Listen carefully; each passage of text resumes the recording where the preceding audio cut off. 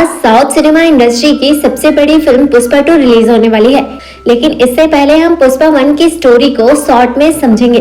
So hello everyone, Kanchan here, let's begin the story. कहानी की शुरुआत में हमें लाल चंदन की लकड़ियों के बारे में बताया जाता है कि ये पूरी दुनिया में सिर्फ इंडिया में ही पाई जाती है, जो बहुत ज्यादा कॉस्टली होती है क्योंकि इसके बनाए हुए फर्नीचर, म्यूजिक इंस्ट्रूमेंट और परफ्यूम बहुत ज्यादा कॉस्टली होते हैं और इन लकड़ियों की डिमांड सबसे ज्यादा चाइना और जापान जैसे देशों में होती है। इसलिए कुछ लोगों का ग्रुप, जिसे सिंडिकेट कहा जाता है, वो लोग लाल चंदन को इलीगली बेचते हैं, जिनसे उन्हें करोड़ों रुपए मिलते हैं। इस धंधे में सबसे ज्यादा जान का रिस्क होता है। आगे हम देखते हैं कि एक ट्रक के पीछे बहुत सारी पुलिस की गाड़ियां लगी होती है और वो उस ट्रक का पीछा कर रहे होते हैं।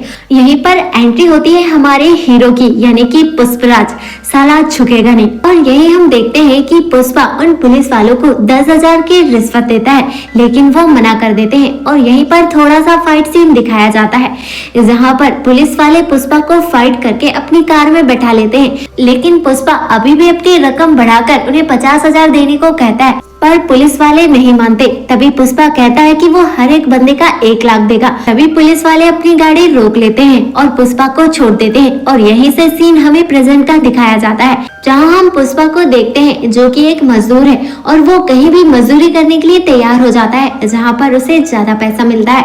हम देखते हैं कि पुष्पा का एक दोस्त भी है जिसका नाम केशव है और वो पुष्पा के इरादों से इम्प्रेस हो जाता है, इसलिए वो उसका दोस्त बन जाता है। अब पुष्पा के तेवर राजा जैसे थे, वो किसी के भी सामने नहीं झुकता था।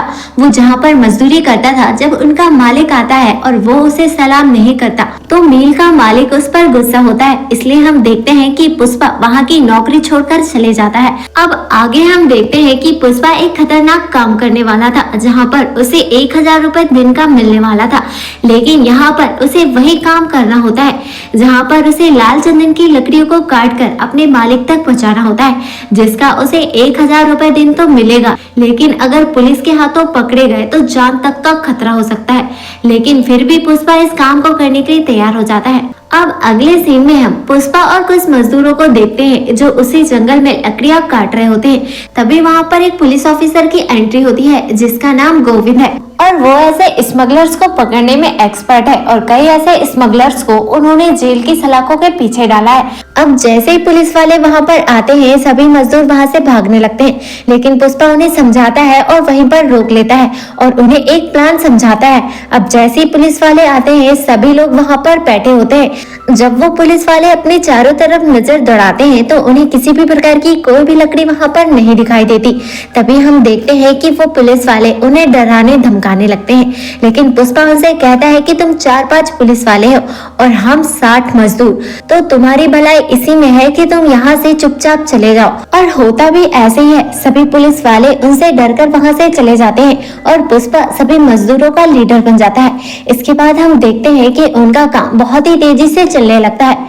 अब क्योंकि गोविंद के पास ज्यादा पुलिस फोर्स नहीं होती है, इसलिए वो भी कुछ नहीं कर पाता। लेकिन एक दिन गोविंद बहुत सारी पुलिस फोर्स और मिलिट्री को लेकर जंगल पहुंच जाता है, जहां पहुंचने पर वो उन पर गोलियां चलाने लगता है, जिससे सारे मजदूर भाग जाते हैं। पर पुष्पा यहाँ भी अपने माल को नहीं छोड़ता और हम देखते हैं कि लाल चंदन से भरा हुआ ट्रक वो जंगल की तरफ लेकर चले जाता है और एक गड्ढे में छुपा देता है और वैसे ही पुलिस के सामने आ जाता है।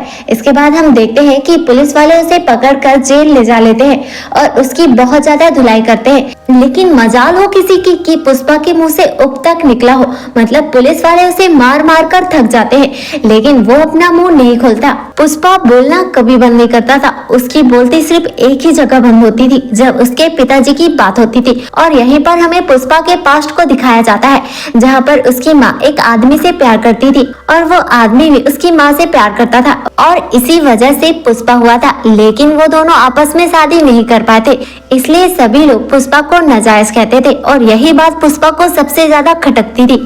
अगले सीन में हमें एक वैन को दिखाया जाता है और यहीं पर हमें 3 लोगों से इंट्रोड्यूस कराया जाता है। पहला है जॉली रेड्डी, जिसका कबाब और सवाब के बिना दिन नहीं कटता था। दूसरा है चक्का रेड्डी, जिसके तेज दिमाग की वजह से ये बिजनेस टिका हुआ था और वही इस बिजनेस का पूरा हिसाब किताब रखता था। तीसरा है कोंडा रेड्डी और ये दोनों का बड़ा भाई है और यही इस गैंग का लीडर है और पुष्पा इन्हीं के लिए मजदूरी करता था। जो लकड़ियों को पुष्पा ने छिपाया है वो कोंडा रेड्डी की है।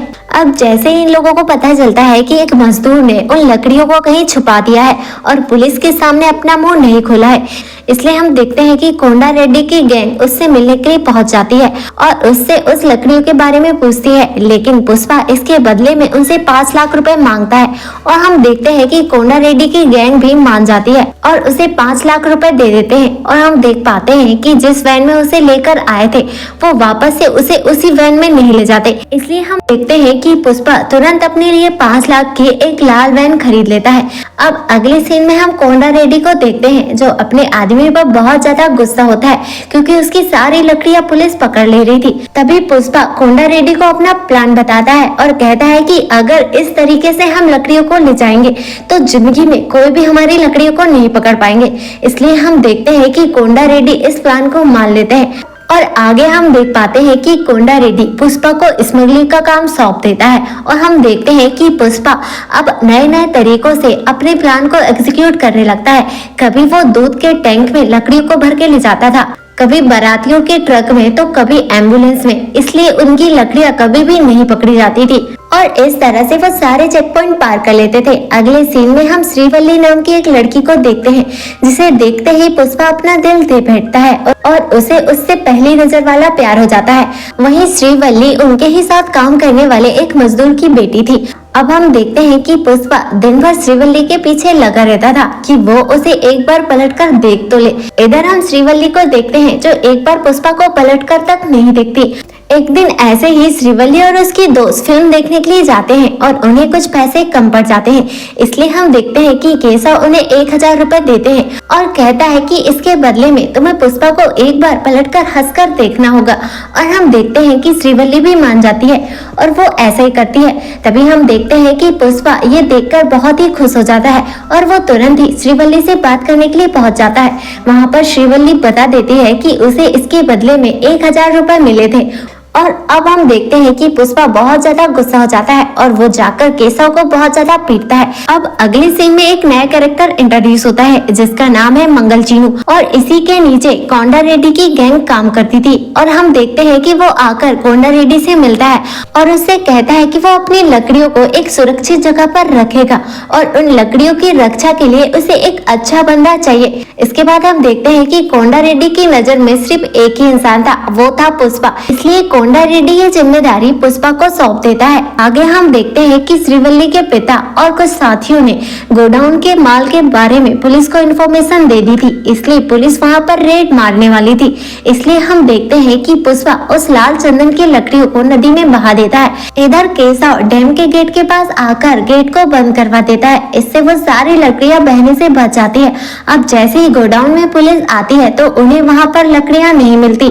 तभी पुष्पा कहता है कि पुष्पा और माल को एक साथ पकड़ना नामुमकिन है और यही हम देखते हैं कि सभी की नजरों में पुष्पा एक हीरो बन जाता है। अगले सीन में हम पुष्पा और कोंडा रेड्डी को आपस में डिस्कस करते हुए देखते हैं, जहां पर पुष्पा कोंडा रेड्डी से कहता है कि हम मंगल चीनू के लिए काम क्यों कर रहे हैं, क्योंकि वो 1 टन लकड़ियों के हमें सिर्फ 25 लाख रुपए देता है, जबकि वो उन्हीं लकड़ियों को बेचकर 1 करोड़ रुपए कमाता है, तो कम से कम उसे हमें 50 लाख रुपए तो देना ही चाहिए। वहीं कोंडा रेड्डी कहता है कि मैं नहीं चाहता कि मंगल चीनू को कोई भी बात बुरी लगे, इसलिए तुम्हें उससे जाकर बात करो, जो भी होगा हम आधा आधा बांट लेंगे। इसके बाद हम देखते हैं कि पुष्पा सीधे मंगल चीनू के यहाँ पहुंच जाता है और जाकर मंगल चीनू से कहता है कि आप इन लकड़ियों के हमें 50 लाख रुपए दो, वरना हम डायरेक्ट ही इन लकड़ियों को चेन्नई में भेज देंगे।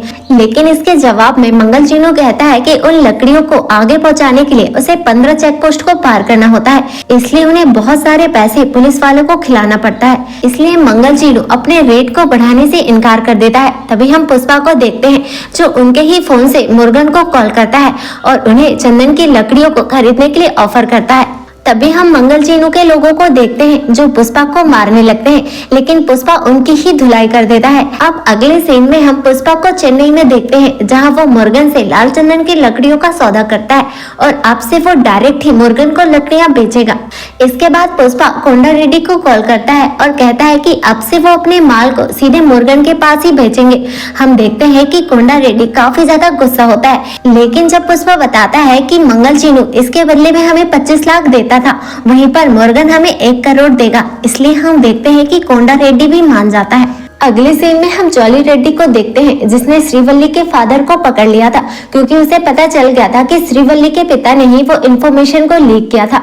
इसके बाद हम देखते हैं कि वो श्रीवल्ली को भी उठाकर ले आता है और वो उससे कहता है कि अगर वो उसके साथ एक रात गुजारेगी तो वो उसके पिता को छोड़ देगा। लेकिन श्रीवल्ली ये बात जाकर पुष्पा को बता देती है और साथ ही साथ अपने प्यार का भी इजहार करती है, जिसके बाद पुष्पा सीधे जॉली रेड्डी के पास पहुंच जाता है, जहां जाकर वो उसकी बहुत ज्यादा धुलाई करता है। पर जॉली रेड्डी उससे कहता है कि वो इसके बारे में अपने भाइयों को नहीं बताएगा, बल्कि वो इसका बदला खुद लेगा। एक दिन ऐसे ही पुष्पा और केशव जॉली रेड्डी के साथ जो हुआ वो बातें कर रहे होते हैं, लेकिन वो बातें कोंडा रेड्डी सुन लेता है, जिसके बारे में पुष्पा और केशव को नहीं पता चलता। और हम देखते हैं कि वो एक दिन ऐसे ही कहीं जा रहे होते हैं तो कोंडा रेड्डी के आदमी पुष्पा को पकड़ लेते हैं और हम देखते हैं कि कोंडा रेड्डी पुष्पा को गोली मारने ही वाला होता है, लेकिन तभी ही कोंडा रेड्डी को कोई इंसान गोली मार देता है और वो कोई और नहीं होता है बल्कि वो मंगल चीनू का साला होता है। और यही हम देखते हैं कि मूवी की सबसे बड़ी फाइट होती है, जहां हम देखते हैं कि पुष्पा मंगल चीनू के साले को मार देता है और चक्का रेड्डी को बचा लेता है, क्योंकि वो उसका बिजनेस पार्टनर होता है। अब क्योंकि मंगल चीनू का साला मर चुका था, इसलिए हम देखते हैं कि वो आग बबूला हो जाता है और अगले ही दिन एमएलए से बैठक करवाता है, जहां पर पुष्पा बताता है कि ये सारी गलती मंगल चीनू की है। वो हमें इन लकड़ियों के बहुत कम पैसे देते थे, जबकि इन लकड़ियों की कीमत करोड़ों में है। अगर मंगल चीनू मान जाता तो हम ऐसा बिल्कुल नहीं करते। इसलिए हम देखते हैं कि सिंडिकेट का लीडर अब पुष्पा को बना दिया जाता है, जिसके बाद हम देखते हैं कि उनका बिजनेस आसमान छूने लगता है और अब पुष्पा बहुत बड़ा आदमी बन जाता है। अब अगले सीन में हम एक नए कैरेक्टर से इंट्रोड्यूस होते हैं, जिसका नाम है भंवर सिंह शेखावत, जो जाना माना एसपी होता है, जिसने ऐसे कई क्रिमिनल्स को निपटाया होता है। अब आगे सीन में हम देखते हैं कि पुष्पा की शादी का दिन भी आ जाता है और वो अपनी शादी का कार्ड और 1 करोड़ रुपए लेकर सीधे एसपी शेखावत के यहाँ पहुँच जाता है। लेकिन भंवर सिंह शेखावत यहाँ पर पुष्पा की घनी बेइज्जती कर देता है और उसके फादर के बारे में उल्टा सीधा बोल देता है, इसलिए पुष्पा इस बेइज्जती को नहीं भूलता और हम देखते हैं कि वो शेखावत की हर एक बात मानता है, उसके आगे पीछे डोलता है जैसे वो शेखावत की कठपुतली हो। ये देखकर सभी लोग भी हैरान हो जाते हैं कि पुष्पा इसके सामने कैसे झुक गया। लेकिन फाइनली अब शादी का दिन भी आ जाता है और जब दूल्हे को बुलाया जाता है तो दूल्हा वहां से गायब होता है। दूसरी तरफ हम पुष्पा और शेखावत को देखते हैं, जो एक जगह बैठकर जश्न मना रहे होते हैं। लेकिन यहीं पर कहानी पर बहुत बड़ा ट्विस्ट आता है और यहाँ हम देखते हैं कि पुष्पा शेखावत को उसकी औकात दिखाता है और उसके सारे कपड़े निकाल देता है और साथ में खुद के भी, और उससे कहता है कि अगर मैं ऐसे ही बाहर चले जाऊं तो भी लोग मुझे पुष्पा भाव कहकर बुलाएंगे, लेकिन अगर तुम यहाँ से ऐसे ही चले जाओगे तो तुम्हारा कुत्ता भी तुम्हें नहीं पहचान पाएगा। जिससे शेखावत की बहुत ज्यादा बेइज्जती होती है और वो सीधे घर आता है, जहाँ पर उसका कुत्ता उसके ऊपर भौंकने लगता है। इसलिए हम देखते हैं कि वो अपने कुत्ते को ही मार देता है। इसके बाद वो पुष्पा के दिए हुए पैसों पर आग लगा देता है और बदले की आग में जलने लगता है। दूसरी तरफ हम श्रीवल्ली और पुष्पा की शादी को देखते हैं और इसी के साथ ये मूवी यहीं पर एंड हो जाती है। अगर आप इसका नेक्स्ट पार्ट देखना चाहते हो तो आपको कल इसी चैनल पर मिल जाएगा। अगर आपको ये एक्सप्लेनेशन पसंद आए तो वीडियो को लाइक और चैनल को सब्सक्राइब करके हमारे इंस्पिरेशन लेवल को जरूर बढ़ाइएगा, क्योंकि एक वीडियो को बनाने में बहुत ज्यादा मेहनत लगती है। तो आपका एक सब्सक्राइब हमारे इंस्पिरेशन का कारण बनता है।